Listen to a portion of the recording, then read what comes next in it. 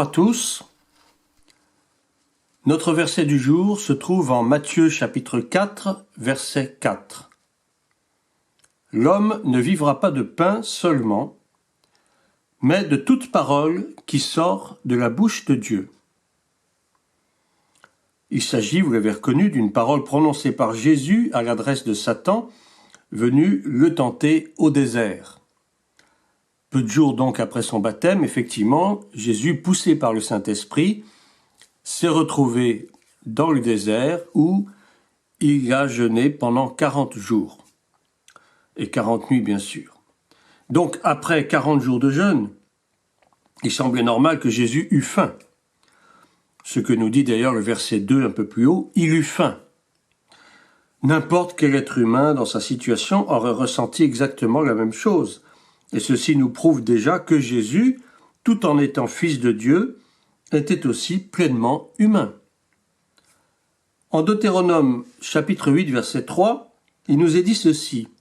« Il t'a humilié, il t'a fait souffrir de la faim, et il t'a nourri de la manne que tu ne connaissais pas et que n'avaient pas connu tes pères, afin de t'apprendre que l'homme ne vit pas de pain seulement, mais que l'homme vit de tout ce qui sort de la bouche de l'Éternel. » Et donc en cela, Jésus ne fait que citer finalement l'Écriture afin de répondre au diable qui cherche bien sûr à le tenter, mais au niveau des appétits charnels, des appétits terrestres, parce qu'il connaissait effectivement sa faiblesse du moment, il avait jeûné pendant 40 jours, il avait faim, donc le diable s'était mis en tête de le tenter sur des questions charnelles, physiques. Et le pain dont il est question ici représente bien sûr le pain de vie dont Jésus lui-même se réclame. En Jean 6, versets 32 à 35, Jésus leur dit aux disciples, « En vérité, je vous le dis, Moïse ne vous a pas donné le pain du ciel, mais mon Père vous donne le vrai pain du ciel. Car le pain de Dieu, c'est celui qui descend du ciel et qui donne la vie au monde. » Ils lui dirent, « Seigneur, donne-nous toujours de ce pain. » Jésus leur dit, « Je suis le pain de vie. » Et si je poursuis la lecture un petit peu plus loin, au verset 48 à 51, il va répéter la même phrase, « Je suis le pain de vie. » Vos pères ont mangé la manne dans le désert et ils sont morts. C'est ici le pain qui descend du ciel, afin que celui qui en mange ne meure point. Effectivement, la manne était une préfiguration du pain divin. C'est cette substance au goût un peu mielleux, à l'aspect un petit peu floconneux, que Dieu faisait descendre chaque jour sur le campement, sur les Israélites, sur les Hébreux, dont ils se nourrissaient. Ils recevaient en fait la ration journalière de manne dont ils se servaient pour cuisiner des tas de choses, des tas de mets, des gâteaux, etc.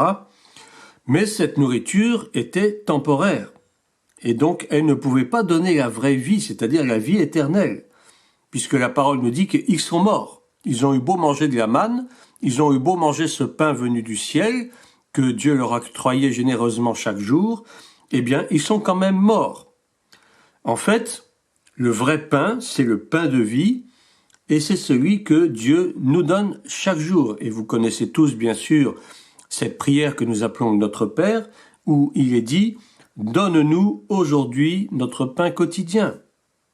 On peut très bien voir dans ce pain quotidien, pas seulement du pain alimentaire, bien entendu, mais ce pain, en fait, représente l'enseignement de la parole de Dieu qui nous est nécessaire et qui est la vraie source de vie. C'est cette nourriture dont nous devrions avoir faim tous les jours et qui nous révèle Christ par le Saint-Esprit. La parole de Dieu est véritablement une nourriture, c'est la nourriture qui nous est indispensable pour notre vie chrétienne, pour notre marche chrétienne quotidienne. Si nous ne mangeons pas cette nourriture de vie, finalement, nous aurons faim, nous éprouverons une faim spirituelle, et à force d'avoir faim et de ne pas manger, on finit par mourir. Donc, ce vrai pain dont nous avons besoin et que Dieu nous donne, eh bien, c'est la parole de Dieu qui nous est révélée, cette parole de Dieu qui nous est enseignée, à travers laquelle l'Esprit de Dieu se manifeste, et c'est cette parole qui nous garantit la vie éternelle. Que Dieu vous bénisse, prenez soin de vous, Dieu vous aime, je vous aime aussi, et à bientôt pour un prochain verset.